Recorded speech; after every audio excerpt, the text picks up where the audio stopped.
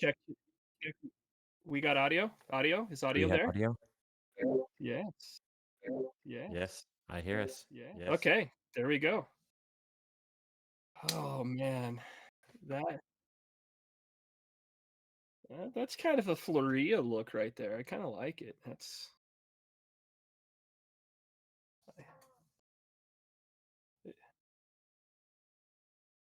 yeah. What is it? Oh, okay. Yeah. There we go. Yeah. Sweet. Sweet. Yeah. Let's see. We want to give some of this out though. We like this kind of love before we start all the time. Bada bing, bada boom. Yeah. All right. I will have to.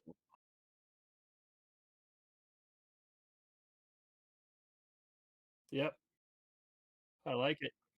Nice.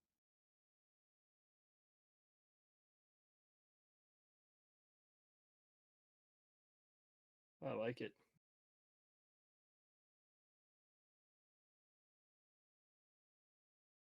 No, it's not. Yeah, we We are have here. go ahead.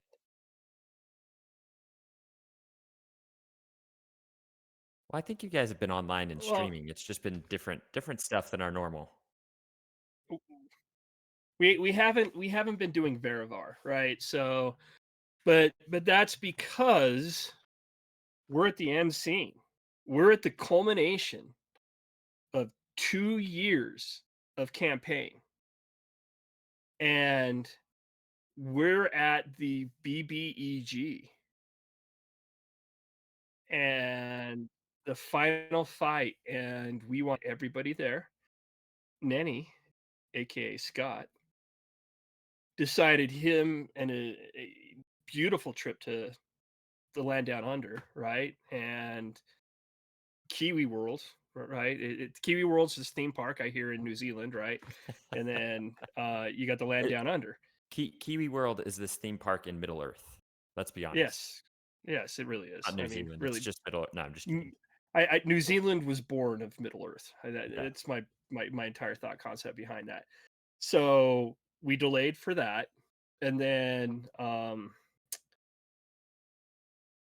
Nick had with some. Yeah, Xavian's had an amazing run here for a little bit of a baby and all that other stuff. So we've delayed things, and we want, because it's the culmination, we want everybody here, all hands on deck. So we're trying to make life and D&D combine so we can have fun. And Cabarrus is trying to be as quiet as possible with his bag of chips. I don't know why he is, because Scott just does it anyway. yep. Just do it.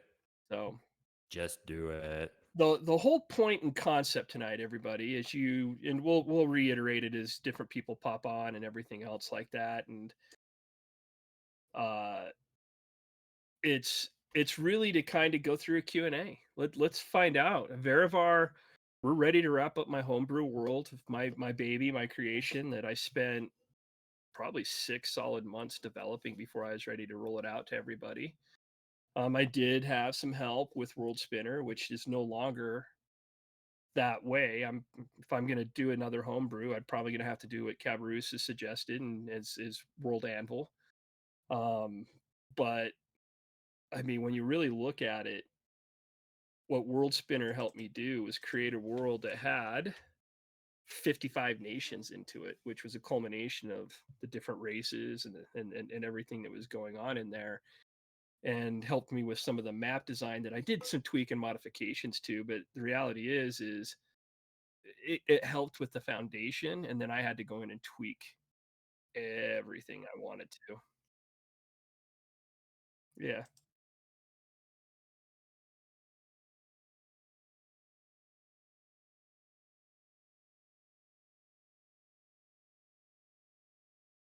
yeah,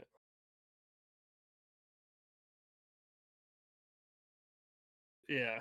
Which is probably where I'm going to move Verivar to. and since it's not up in World Anvil on World Spinner anymore.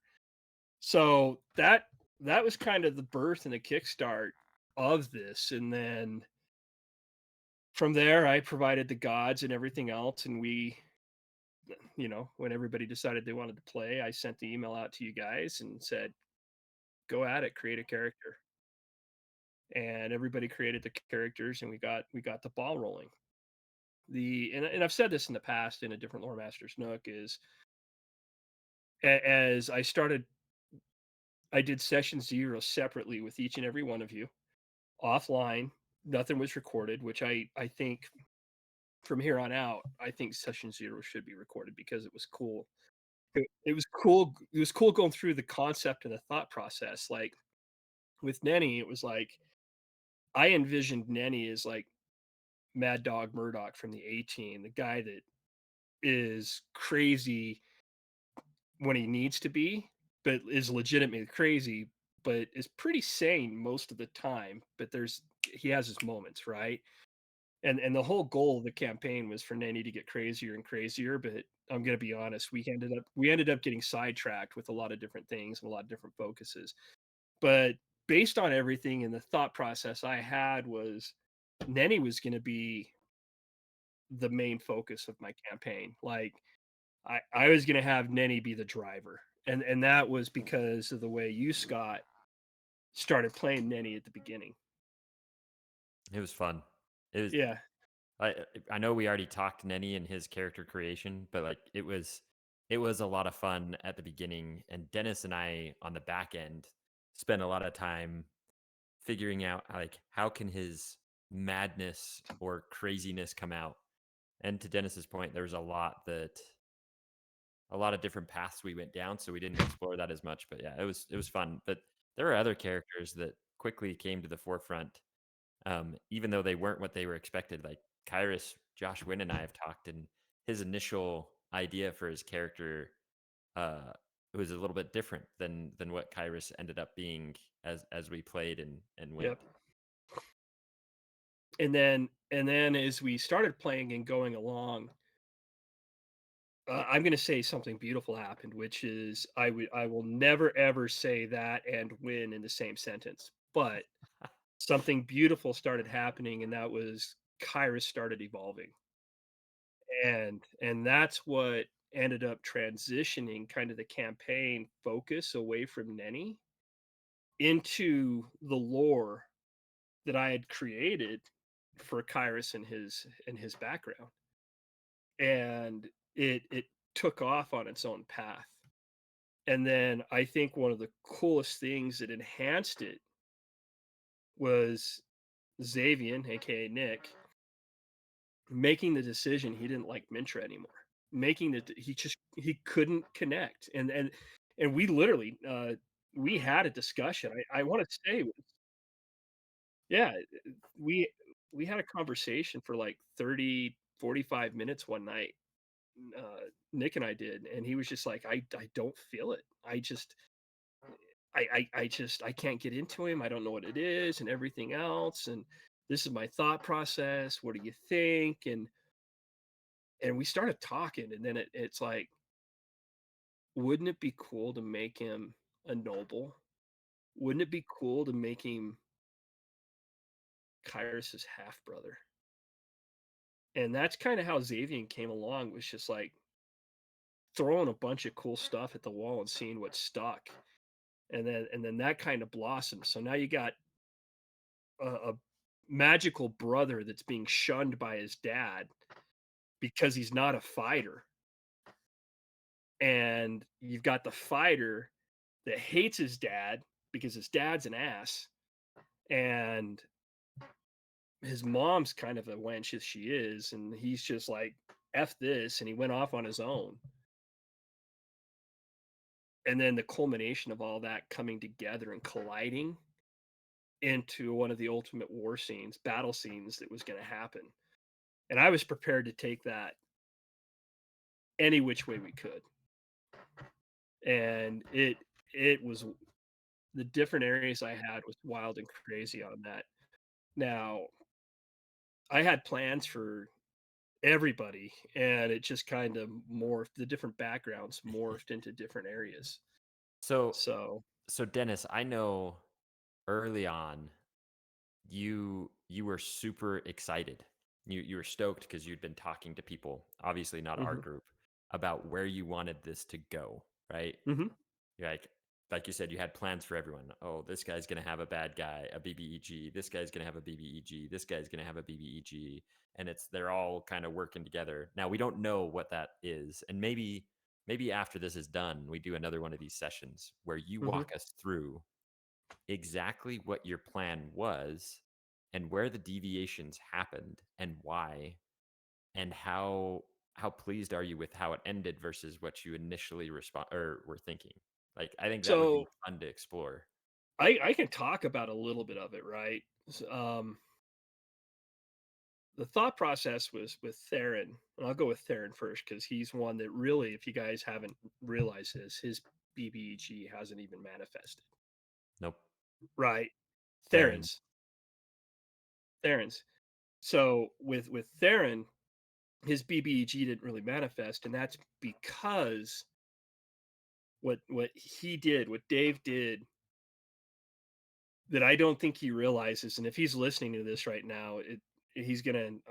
It's why I loved the concept of magic and tattoos and him actively hunting out getting that next level of power because some of Dave's best role playing came about the storytelling as he was getting his tattoos.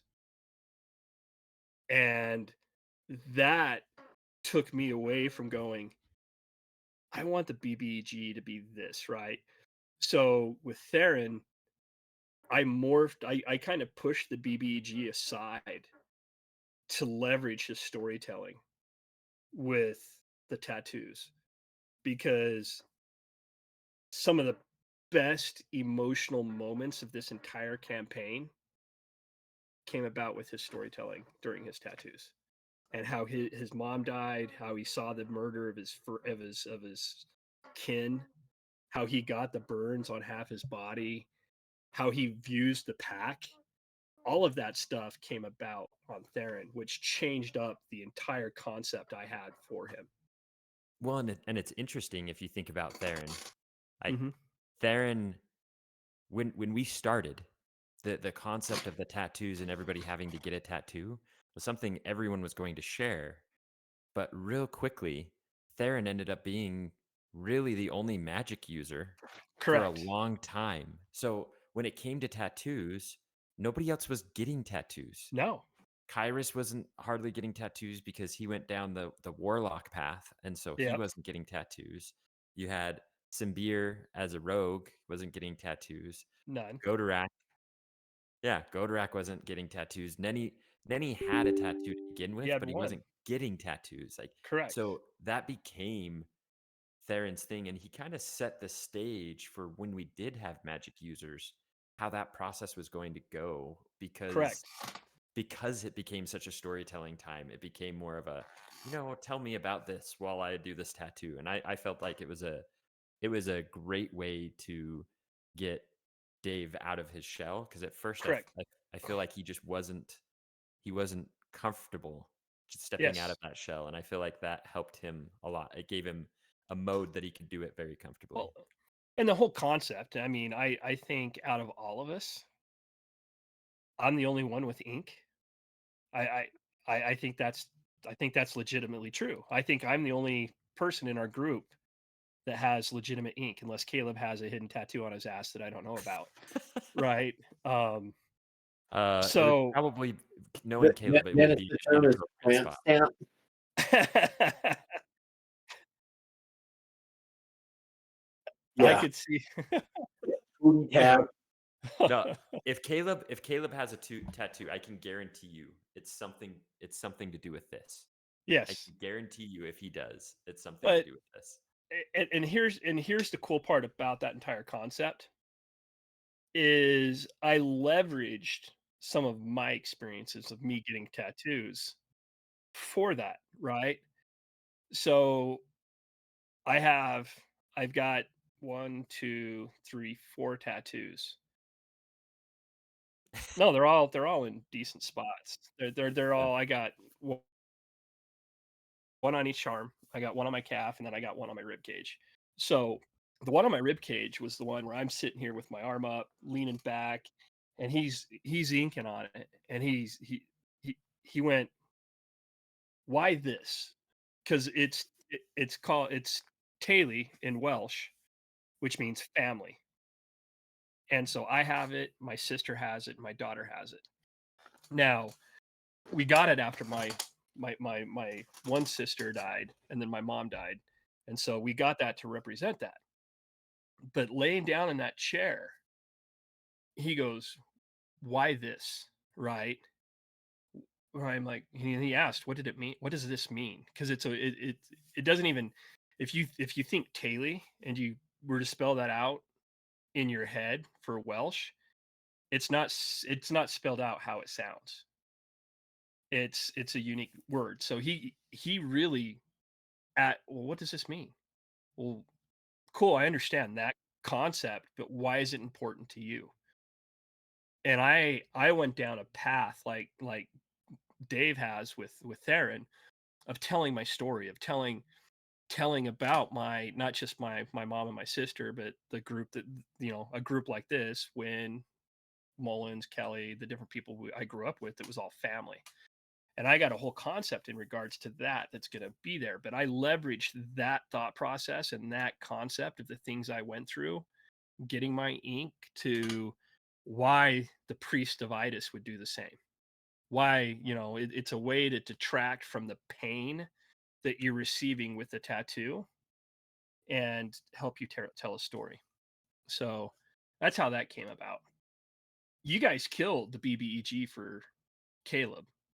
See, so I have a question on that Hmm. because I know right now we killed him, but originally was your idea to have that be the end of that, or was there going to be more as we explored There was Caleb? going to be more. I was trying to get him to flee, but you guys did so much nasty mess in that combat scene that he couldn't.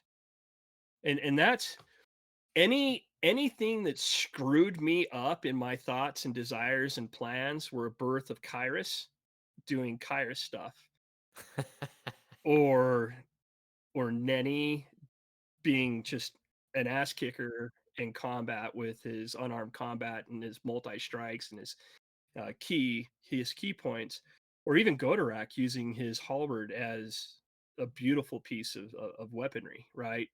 So any combat scene I had desires and plans where I thought in my mind I was going to go one way, 90% of the time you guys said, "Nope, that's not happening." And I had to quickly ad lib on my feet on how to change things and adjust things. See, And yeah, you guys weren't doing what I would expect. And I got to the point later on in the campaign that not only was I building one encounter, I had to build 6 different encounters off that one based on how you guys reacted and what you guys did to take you the other way. And so it and there are days that I'm not gonna lie, there's days I just pulled as much as I could out of my butt just to make it up as fast as possible. Because you guys went so far away from any of the other additional encounters I created that there was just nothing I could do other than go, "Oh, well, this happened," or "This is where we're at," type scenario. okay, so your plan was to have Simbeer run. Would it have just been Simbeer running, or would it have been the whole No, group my plan running? was to have either that guy and his troops not necessarily kick everybody's butt, but either get Simbeer, capture him, and take off with him, Okay, and have you guys chase and save Simbeer, or just trash you enough and then flee and come back another day. okay. And I just with your magic and your combat skills, you guys just messed that one up. And it was one of the first BBEG combats that I underestimated you guys, the Well, group as a whole. it was the first BBEG Hmm. combat, so Yep. you hadn't really seen. the group as a whole going against Correct. a big baddie. Yep. So so this is just an interesting concept, and I know we're only on here chatting for a little bit, but No. you were if you would have taken him and run, Hmm. where would we have gone? So let me pull this up. So in the continent of Britannia, or whatever forget what it's called, uh, up up north, Brajana, Badajana. Badajana, Badajana. There's Olamain Forest. So you guys were. Oh yeah, pull Are up you the pulling map. up the map? Yep. So if you pull up Badajana and you scroll in near, so you guys were down in the area near Jordan's silver mine. Jordan's silver mine, Mm-hmm. I remember where it that. says Luctane Wood. That's where the wood elves of the Olamain Forest. That's their capital city. That's where it would have ended up, and up in where those you see those four rivers there. Mm-hmm. There is an area in those up at the mouth of those four rivers that encompasses all of them, which is called the Assassin's Farmland, Oh, and that's where you guys would have had to have gone. all right. So, um, I just I underestimated you guys big time on that combat. So if we're talking the multiverse of Hmm. Verivar, Yeah, there's your first branch, right? correct. Things could have gone very differently had we Oh not yeah, been as powerful as you let us get, or just as powerful as we happen to be, right? yeah, yep. Okay. So that threw a wrench in it. And I'm pretty Hmm. sure right after that, we introduced a character that I thought was another one that shook things up a bit, right? Because if you think about it, we had our original crew. Hmm. Bergrin died pretty quickly, Yep. and then we get Godorak, and we do Secor Farms, and then we're in Floria.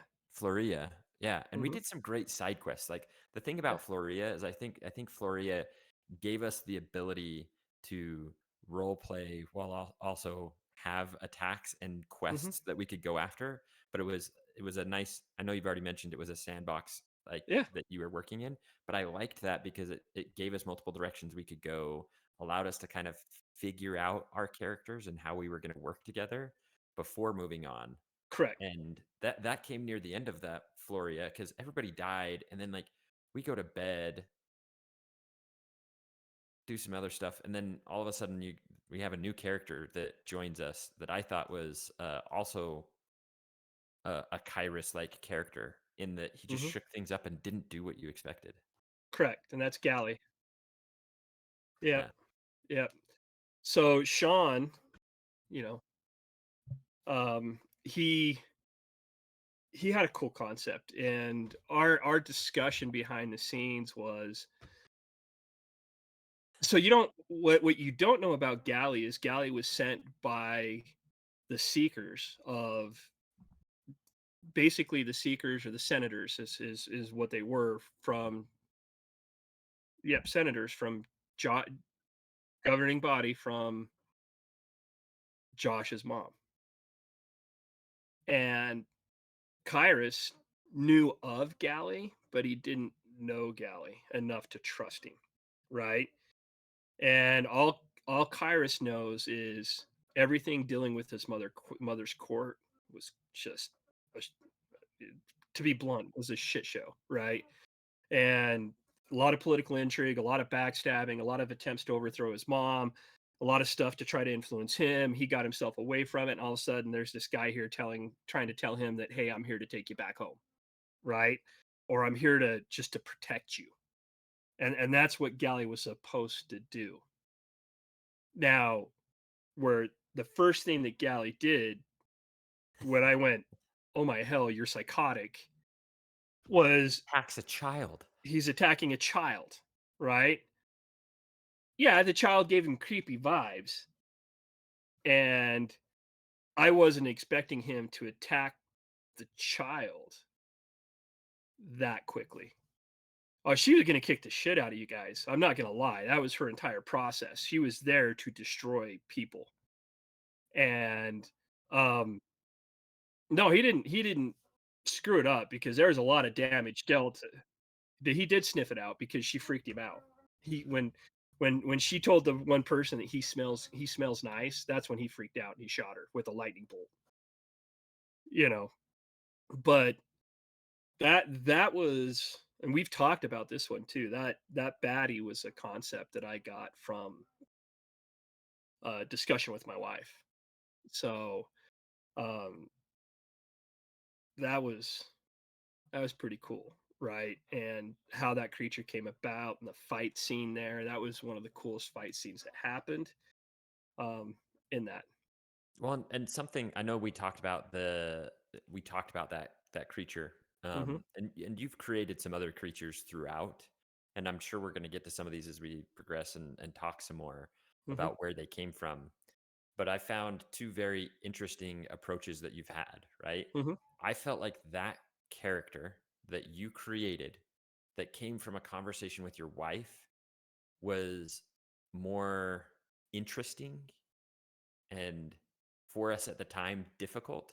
Yep. And the one later you used Chat GPT to help create, Correct. which was a big baddie, but the depth wasn't the same, right? Correct. Yeah. And so like it's interesting because that character, like, you could throw in a book and people would use it and it is gonna deal out a ton of damage and it's gonna be Mhm. super hard to kill. If we didn't have an army helping us, who knows what would have happened there, right?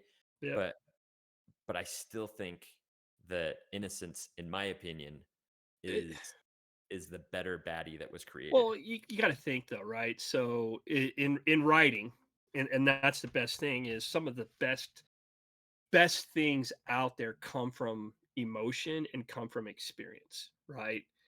And the discussion with my wife and how innocence was born was an extremely emotional conversation, right? About youth and about things that take place and protection, right? And that's where that came about. And it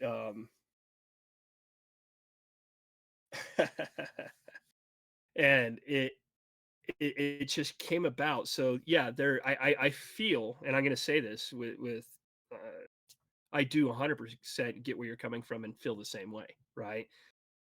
Because there was so much emotion and passion behind that character that once I had that conversation with her, and then I came down and I'm in the basement and I'm going, okay, what am I going to do? How am I going to do this? And I'm browsing through different creatures in the monstrous compendium and all the monster manuals and different things out there that I'm trying to find. And I pull up the encounter and I start searching and I go into homebrew characters and I'm trying to find, hey, how can I do this? And then I find a creature in there that I took and I modified. Uh, that creature was is called a relentless slasher. And so I took that creature and I combined my concept with it. And that was the born that's how innocence became born, so to speak, right? So if Galley wouldn't have shot her, there is a whole complete other section that was going to take place. And Yeah. there would have been a lot of conversations between you guys and her and a lot of different things that could have taken place until she caught you off guard. So it would have Eh, been surprise attack. correct. Correct. And it wouldn't have been pretty. And that combat still wasn't pretty because there was some serious damage and curses dealt. Godorak himself suffered the most from that combat Yes, he did for a long time. for a long. Yeah. No, Godorak you did a phenomenal job of role playing that entire. You didn't metagame it. You played phenomenally. Going, guys, I just don't feel right. You couldn't get a long rest in. That to me was the coolest. I don't want to say penalty, but the coolest curse or disease I came up with.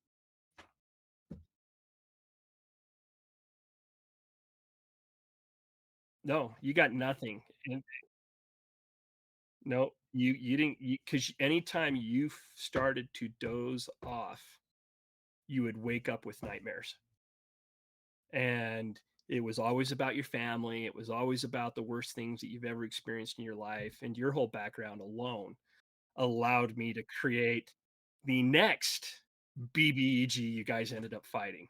So, so again, Den, your plan is to take us over here to the Lichton Woods, right? Yep. Take us to the Four Rivers. Hmm. We blow that up because Yep. we just take out all of the baddies that you send our way. Yep. Then we introduce Gally, Hmm. who is himself a baddie, and we're going to find that out as we continue this conversation because But of he all the wasn't crazy things originally, he does. I right? know. That's the cool thing. The way you guys treated him allowed me to take him down that path. Yeah, yeah. So anyways, so we get Gally, and then in my like for me as a player, I felt a shift at this point. Like Hmm. you were trying to get us out of Floria, trying to get us some good stuff. Hmm. And there's a couple of quick things that happened that all of a sudden like put us in a completely different place. Almost like you're like, guys, listen, I need you out of here. I need to take you to somewhere else so that we can progress the story. So you take us, the people come, they tell us to go to this cave up in the mountains. We go Hmm. there, we fight the undead. We find another character that Yep. ended up dying that was an interesting character in Mintra as we're doing that. Gally starts to show that he's not just crazy with little kids, but he goes and does stupid things all the Yep. time at his own peril and sometimes to his team's peril, right? But we go through that. We get this awesome sword that Kyrus has that I still don't think we know everything about that sword. So we're going to get there. Yep. But then at the end of it, what happens? We disappear from there to another part of the world completely. Nobody Correct. knows what's going on. Like that to me felt like it's like, all right, guys, I keep trying to take you somewhere. You're not No, going. So no. I'm going So to just, that's the whole concept is the twins. The twins were taking you to areas of the world where there were specific items to help you to defeat the ultimate evil, right? And that's what they've been trying to do. You guys haven't gotten half the stuff I put out there for you because you ended up becoming in one mind at one point in time. And that was you guys became murder hobos pretty quickly. I don't, it's because we had this charismatic, some might say attractive leader who that's what he wanted to do was he Correct. wanted to go and hit things. And so I think people followed pretty quickly into They the did. They did follow pretty quickly as the king of murder hobos murder hoboed the most. yeah, and And he's busy with BG3 right now, but but it getting you guys out there, and I could have kept you guys in Floria forever. Like the beautiful thing about Floria being a sandbox, it covered everything. And the creators of Floria, and I've emailed them, given them props, told them we used it on our stream. They loved it. They got a kick out of it. They've watched us a couple of times. Um, they there was so much there. I could have kept you guys there for a good while, but your character started to flesh out, yeah. and I started to get a gist of what I was getting from you guys, to where I did need to move you on, but I wasn't trying to pigeonhole you, so to speak, or do what I hate when I play a game is, oh, you can't go through that door because it's not part of the adventure, right? And I try to avoid that at all costs. So when I did send you there across the world, it's because the twins were sending you to again find something else, right? You got the sword, now you're getting sent here. You met people, they were telling you what you needed to find, they were trying to get you to where you needed to go. And whether you chose to finish it all or get there or do that, that was up to you guys. I just put your feet on the path and said, this is what's needed, and then I let you guys create havoc and chaos from there. So whether this was intentional or not, when you took us over there, if you think about you had a path for everybody's Yep. BEG, right? How many of us were from this new island that you took us to versus the old island? So Xavian, most of you guys were from Badajana, right? That's where it was from. Kyrus wasn't. Kyrus was from one of the two islands, as was Galley. Now Xavian was also from one of the two islands, but he had been romping around the other island, Yeah. right? So So that was like the whole point was to get you guys rock your boat a little bit and put you in unfamiliar territory. which I love. But I think that's what set us up to because again, you have Simbeer's BBEG was supposed to be bigger and badder, Yep, but we were bigger and badder than you thought, right? yep, At BBEG, we ended up not going that route because he was getting his character like we were getting what you needed from Theron without needing a BBEG, right? yep. You didn't have to And follow. Theron's BBEG was going to be born and come about in Floria as well, Yeah. because he started like leaning into Abakaya, right? He started being the druid that he needed to be. And I was thinking about, okay, do I rock his boat? How do I do this? What do I do? And then I kind of went, no, if I rock his boat, I don't think I'm going to get what I need out of him, right? And that was my thought process behind that is if I come in and I do that, it's going to sidetrack from what I was getting out of Theron, right? And it was a conscious decision to say no, because he was helping me further my storyline with Floria. Yeah. And so there goes that PBG. So we're one down, now two down, basically, right? Mm-hmm. So I had yours, Uh-huh. and I had Nenny's, I had Godarax, I had Kyrus's, I have Galleys, and then we got Did Xavian. did you ever have one for Mintra? I know he wasn't there very long I did have one from Intra, and it disappeared really quick, really fade, really, really quick. because he died. Um, he died.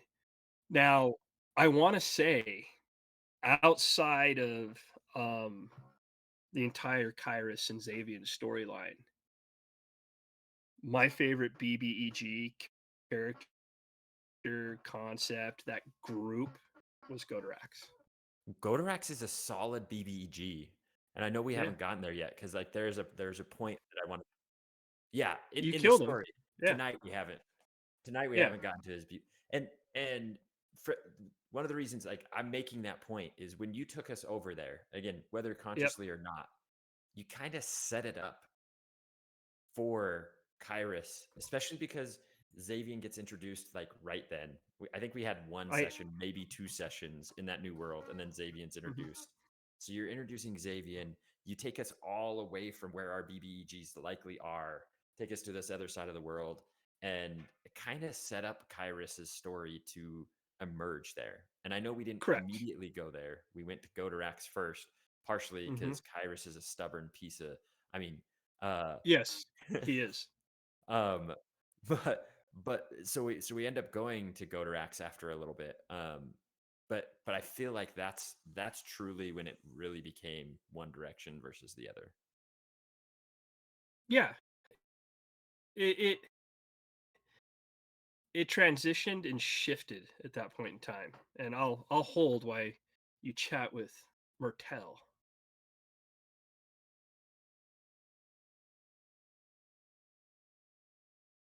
What?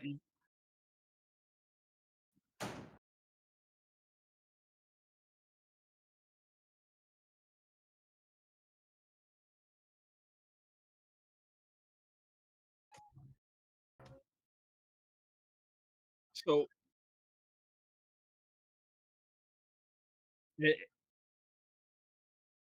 and Nenny and Simbir's trip to the astral plane allowed me to set a lot in motion, right?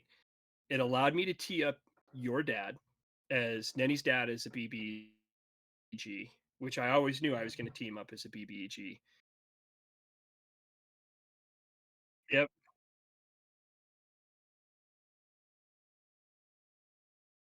yep. And he did whisper me, and I responded in kind and went, you know what? Not a bad concept. Yeah. And and doing that, like Nenny's scene with Rosa was one of the all-time emotional scenes that we've seen. Godorak's scene of burying his family after his BBEG was another emotional scene, and he didn't bury him; he burnt them.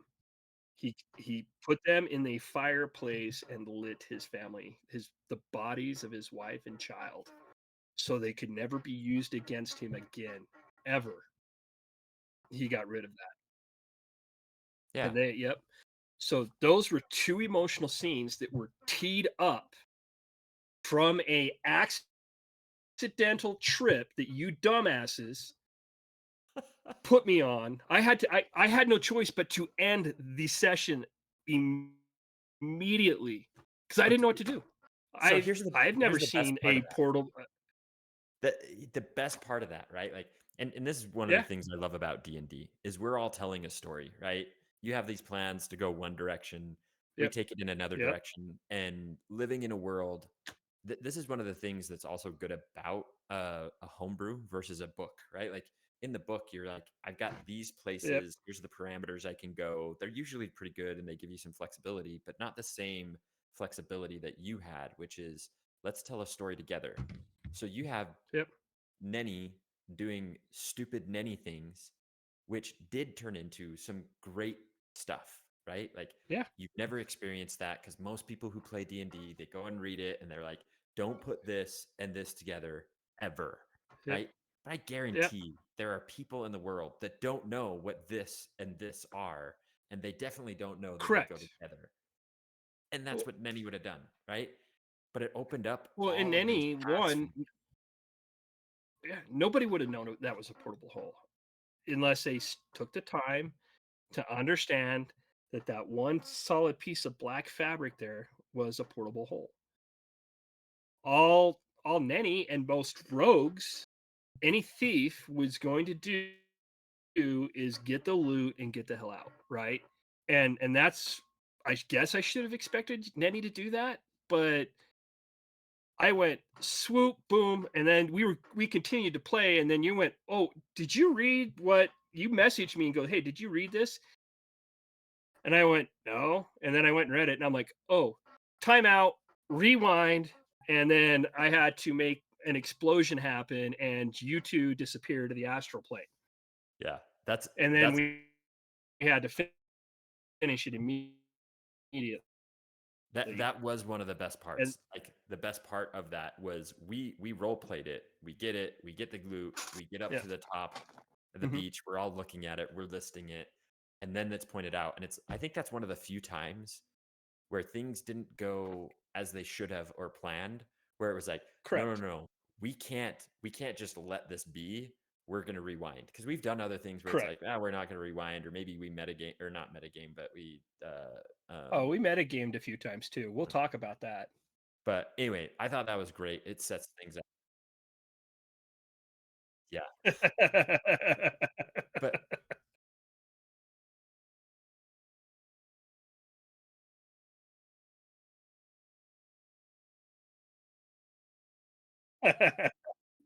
Godorak didn't need it. He's just fine. All right. So Dennis, let's go back to we're in this new land. hmm Two things I want to hit on. One, you Okay. said we were taken there because there was something we needed to do and something we needed to find. hmm Did we find what we were supposed to find there? No. Nope. What was it? Not everything. Oh, I'm not gonna tell Oh, you. come on.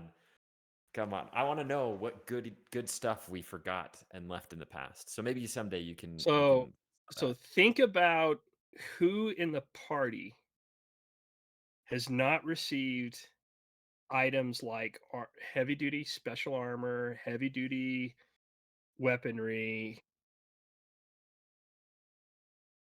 Yep.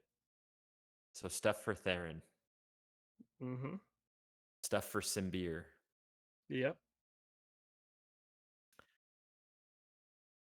Oh, and Nenny's got lots of stuff.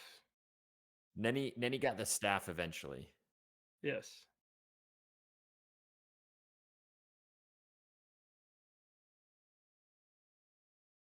So when you there was more to that world, in that area where you guys went in and went into the water and did all the water stuff.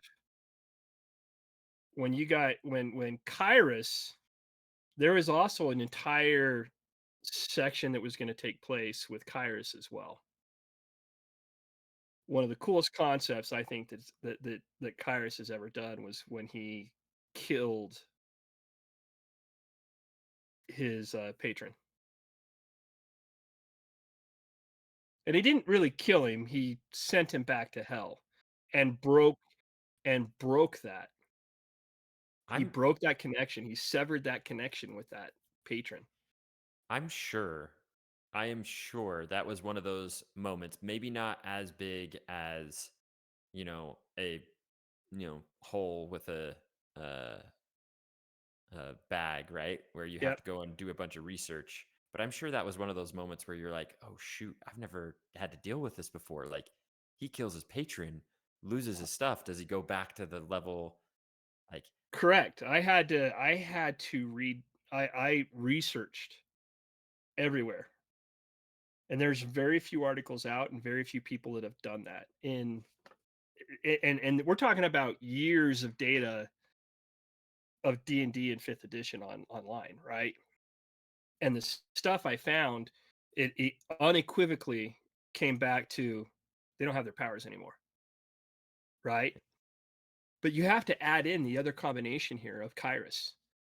Not only was Kyrus a warlock, yeah, he was also a paladin of a god that frowns upon the warlock aspect, right? yeah, And so he was not in a good place with his god either. So he severed his magic and lost that. And then he had to go repent to his god. Wow, what happened to Scott? There we go. oh, I don't know. Yeah, you went all fuzzy and really weird data.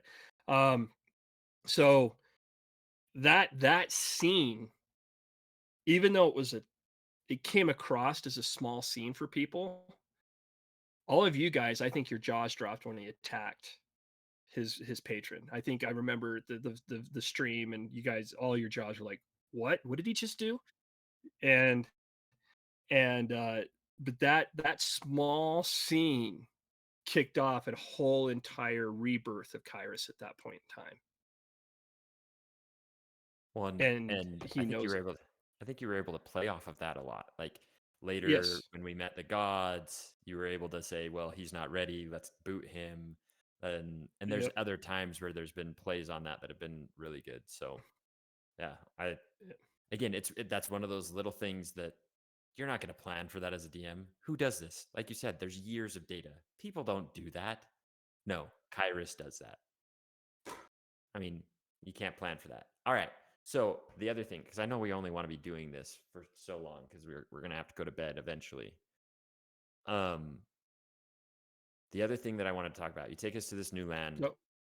We did some stuff, and then you eventually pop us like you transport us from there to another place where we help the dragons, we fight in the garden, and then from there you take us Yeah. to Godorak's BBEG. And what I want to know is it's one of your favorite concept is that BBEG. Where did it come from? How did Yeah. you come up with it? And Why is it did one we of your just have an favorites? issue or is it me? I think it's you. That's me.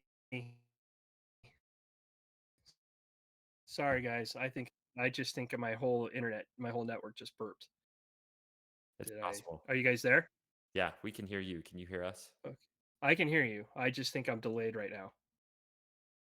Possible. Give me 1 second. I might actually have to do.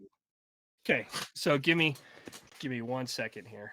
I got to run because I Okay. my whole everything like Twitch went down, everything went down on me. So let me run something real quick. Okay. Dennis, while you're doing that, I'm going to ask some questions of Cabarrus. Hmm. Are you okay with that, Cabarrus? Okay. So your character, your initial character, Thurgrin, um, it's hard when they die that early because you're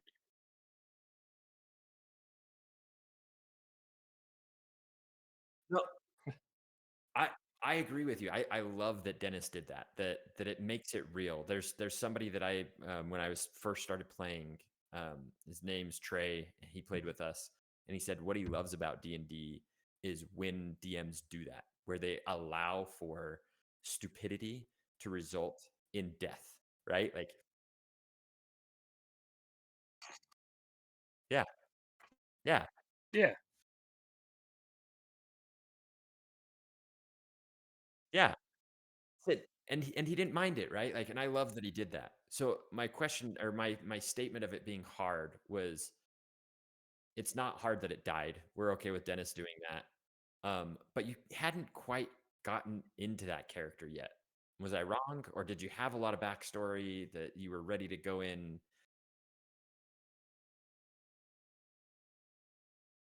The We did, and the backstory for Thurgrin was pretty cool. So Thurgrin was kind of a war guy, right? He was kind of a fighter and a cleric at the same time, but he was being hunted. And he ended up in Eagle to escape the people that was after him. And so he had another BBEG coming into play, and he was gonna I had all that mapped out and drawn out as well until he died. And then I'm like, cool. Yep. And then the ward critted him. And it was max damage double with the warg. It wasn't like, hey, he crits and I roll 2 1s for damage and you take 4 points of damage. It was crit. Yeah, but it was a crit. Yeah. It was a crit at max damage. So it was like, sorry, man. Yep. Yeah. Yeah.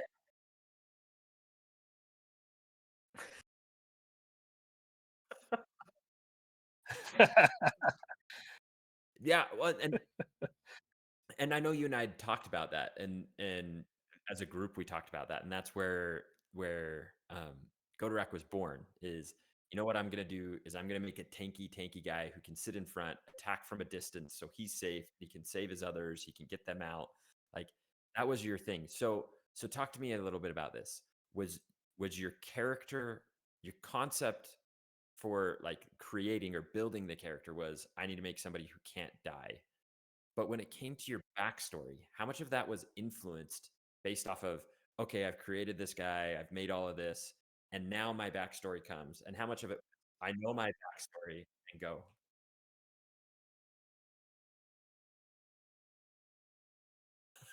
So he gave me that much ammo, right? With Russell Crowe and the backstory of Gladiator. And if you think about Gladiator and you watch it, it's pretty it's pretty sad to see the dead body, the burnt body of his son, right? Type scenario. I just took it to the next level and I I defiled his wife. I shot his son in the back. Then I had his son hung, and then I burnt his son, and all this stuff. Why he watched, right? Why Godorak watched, and so I took that to the next level. I wanted it to be etched in Godorak's mind of the deviancy that he earned from these BBEGs, right? And then the whole concept was wait, he's our moneymaker in the arena.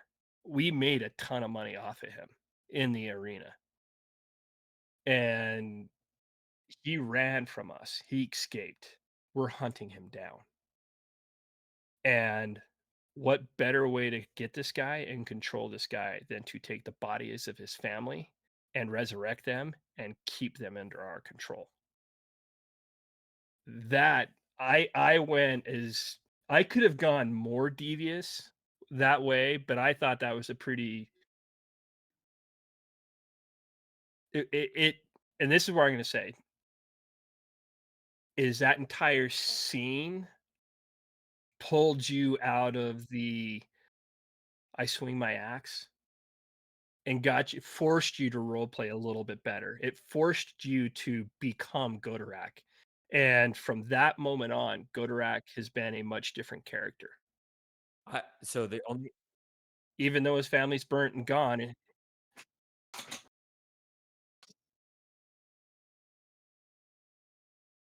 yeah.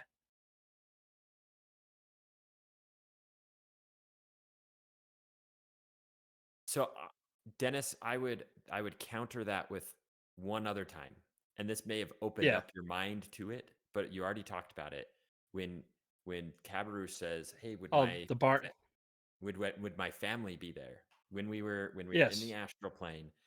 That's the Yep. first time you see any emotion from Godorak, right? Like Godorak has always been playing the same style in fights, but he was kind of quiet Mhm. guy in the back, kept to himself. That happened, and Cabarrus opened up a little bit. And then I feel like when you brought in the BBEG, it Yeah. opened up so much more, and he's more vocal about things like that. Yeah, You did. So, there's a couple of things you did. Nenny telling you he saw your family in the in the astral plane, and them being comforting, right? That kind of puts you in motion that way. You had a discussion with the barkeep, and that kind of tripped you a little bit too. And it was more I want to just drink my sorrows away, and he was trying to pull it out of you, and you shared some of that, and you opened up a little bit there. Then your conversation with Theron is he was trying to extract, hey, who are you? Like, I want to know you more as a person than just the guy that swings the big bad act, the big bad halberd, right? And then really, yeah, because you trusted him, because you trusted him.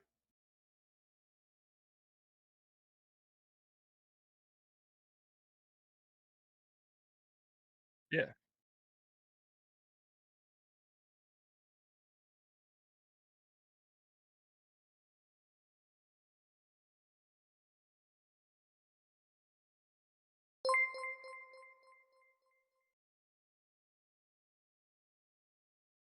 yeah. Well, and he did kind of adopt that, right? He did kind of adopt that feel. thanks, And L then, Strong, for the subscription. Just throwing that out there while you guys are going. oh, sweet. You're good. And then,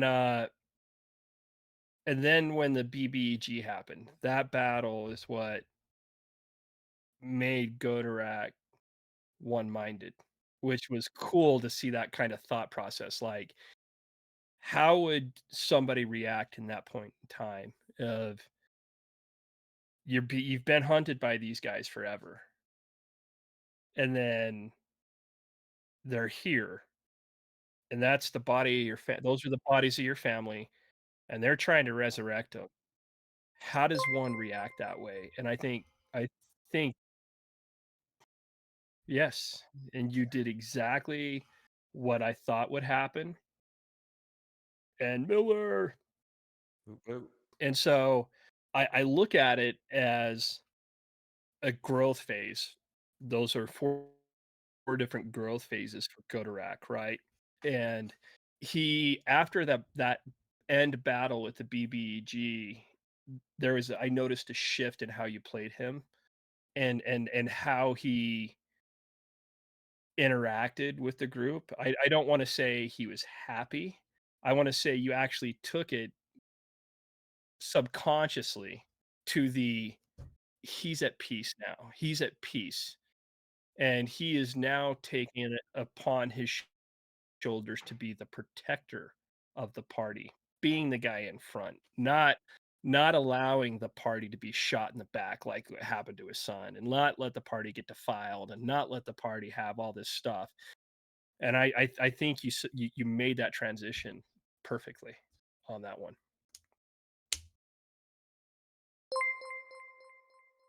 What else you got for me? Ooh, okay. So now we're almost caught up, right? We take care of Yep. his BBEG, and honestly, I feel like going back to what I was mentioning before, as soon as we kind of shifted to more Kyrus's uh, story with Xavian joining, we're in this land we don't know. I feel like that's when the party was like, we're not role playing as much as let's just go and hit stuff. Let's hit stuff and let's hit Mm-hmm. stuff hard. Let's do it as much as we Yep. can. Anyway, so that happens, and then you go. We fight, go to Rax, and like we went in quick succession. So this is where like the first time you moved us with the twins, I'm assuming, taking us to a place. Yep. You move us. We were there for a little bit, but then it was like some rapid fire movement. We're gonna move you to this town, then you're gonna fight in the garden and the maze in the backyard, and then we're gonna take you to Godorak's place. You're gonna Mm-hmm. fight your way up. You're gonna fight the BBEG, and then we're gonna immediately take you to the battle with Kyrus. So like it's been just cranking one thing after another. Our guys have not Yep. really had a chance to really think about what's been going on. They've been pulled in every direction. And that BBEG, you went to chat, right? I don't think you did. But hey, Cabarrus, pull your head back a little bit because we get feedback when you're leaned in on the mic. No Awkward. worries. Yeah. but so Dennis, that's we go we're boom boom boom going from one place to the other. We know that some of the BBEGs were ones that you thought of. Some of them were existing things that Mhm. you just used, some existing things that you modified. Even though Innocence wasn't technically a BBEG, I'm still going to count her as a BBEG. Godorak's, the Yeah. concept behind it, you kind of talked a little bit about it. It really was a two-part BBEG because Oh there were my two guys that he was fighting against. When Uh-oh. It's because I just single critical level 3 divine smite on Balthazar in one hit. you killed him, Speaking of Kyrus, see, it's not just Kyrus in our world. It's just Josh Wynn building characters that are broken. Correct. they're just Yep. broken. That are Yummy. so I think I know where you're going. You're going to the battlefield and Dad. So Battlefield and Dad, how much of that was you and how much of that was Chat GPT? How much of that evolved over time? Because you knew it was going to be Dad. Like you knew that that was going to be part of it. But like the whole concept behind it and everything. How much of that came from where? Oh man, he froze right as I asked the question.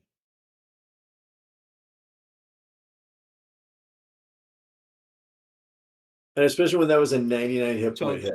the concept, just so you guys know. Am I back? You're back. Okay. So I don't know what's going on with my internet tonight. Let me double check everything here. I got nothing running off my machine that should be chewing it up like that. Other than Discord. All right. So so lead the entire battle, that entire concept was me. I had that plan forever. It was going to be it was going to be the end scene. It was going to be the penultimate battle and fight, and you were going to have the elves and you're going to have the humans, and you guys were going to be in the midst of that battle, and the battle was going to happen, and Kyrus was going to be there, and he's going to be fighting his dad, and all this nasty stuff was going to go about. And like all good plans, you guys threw that right into the shithole. And then I went, all right, I need this guy to be nasty.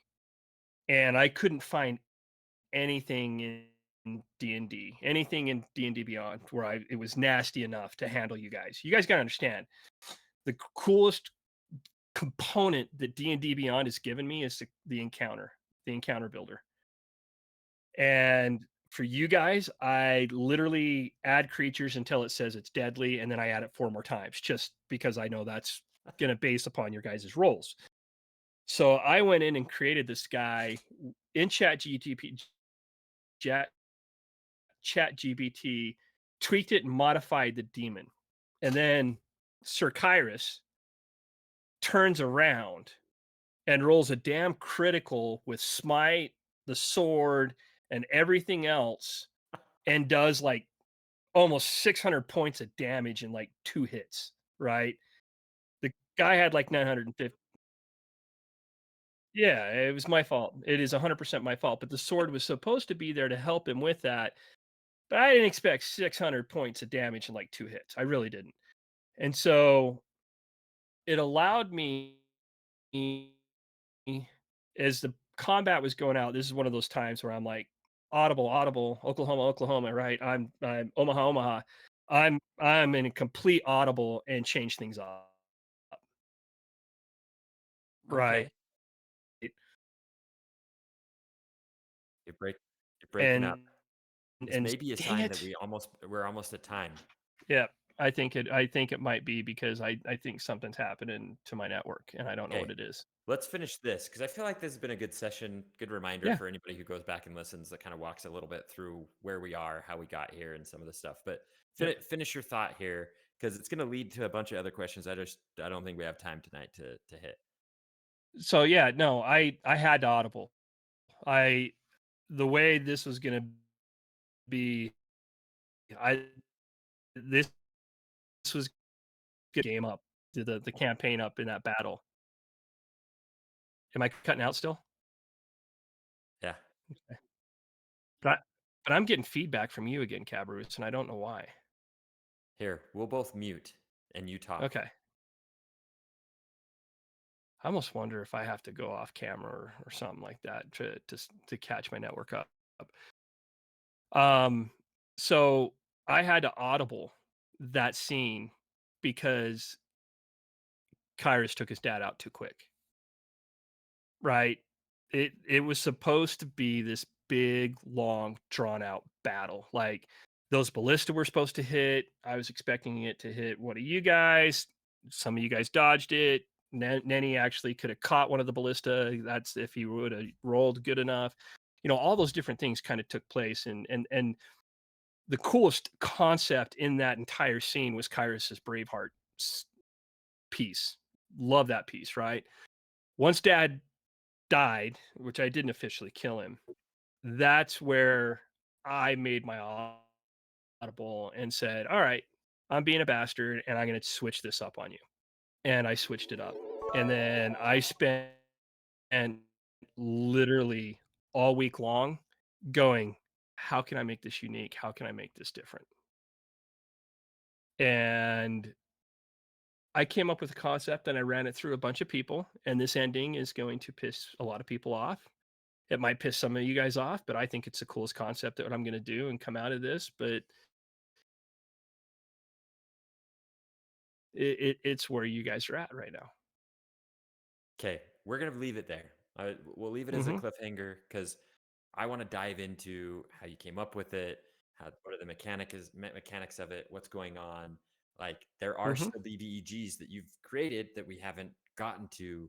Are we going to get to those? Or are we not? Like because this is the final battle doesn't mean that we couldn't do little offshoots that are like epilogue. And here's what happens. Nenny's going to be the halfling from Lord of the Rings that goes back and the world's on fire, and then all the halflings get together and fight. Like I don't know what you're going to do. So I'm just excited. I'm excited uh to to find out where we go from here. I know it's been a long time coming for the final So battle, but I it hope. has. It's been 2 years coming, right? And so 2 years of skip BBEGs, 2 years of missed chances, 2 years of unique different things coming into play, right? So I you have to in a game like this and with power that you guys have, because you guys are what, level 15 now, right? You have powers, you have strengths, you still have weaknesses. There's certain things that a legendary actions can just destroy you pretty easily if done right, right? So there's a lot of things that could take place, but there's also a metering of abilities and concepts and attacks that have to take place to draw this out and also make it epic, right?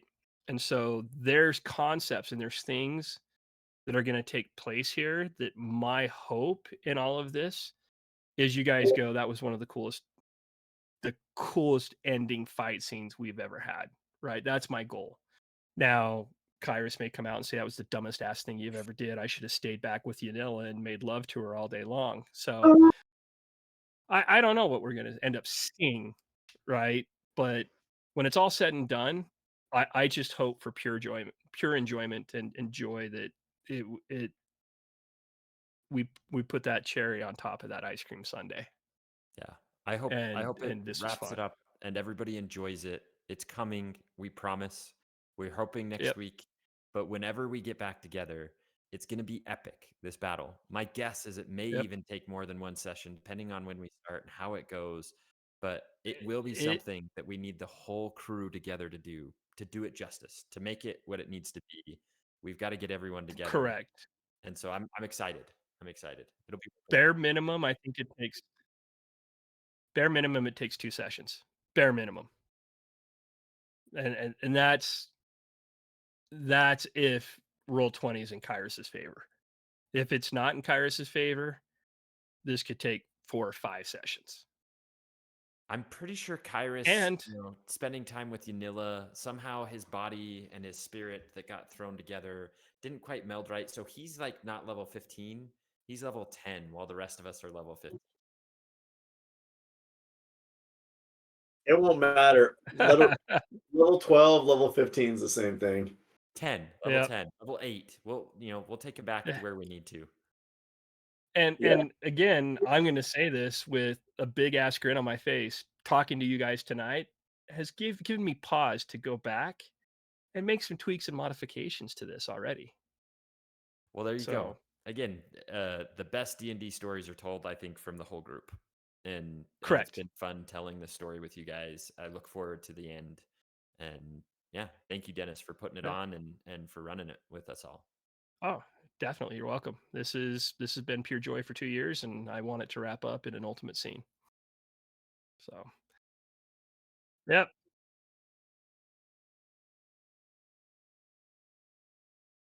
yep. See you See ya. guys. Later.